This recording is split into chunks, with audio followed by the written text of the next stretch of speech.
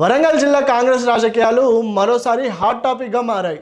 మంత్రి కొండా సురేఖ, కడియం శ్రీహరి మధ్య విభేదాలు మళ్ళీ బయటపడ్డాయనే ప్రచారం సాగుతుంది.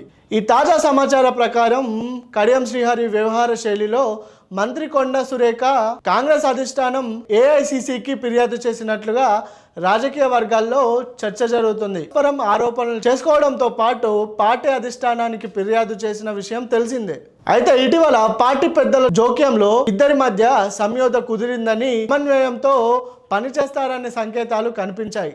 దీంతో వివాదానికి తెరపడిందని అందరూ భావించారు. కానీ ఈ నేపథ్యంలో నిన్న కడియం శ్రీహరి తన నియోజకవర్గానికి సంబంధించిన అభివృద్ధి అంశాలపై అధికారులతో సమీక్ష సమావేశం నిర్వహించడం కొత్త చర్చకు దారితీసింది.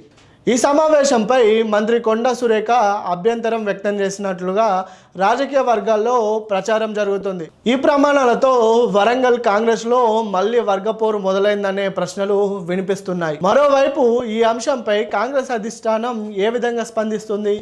ఇద్దరు నేతల మధ్య మరోసారి సమన్వయం తెరకొస్తుందా?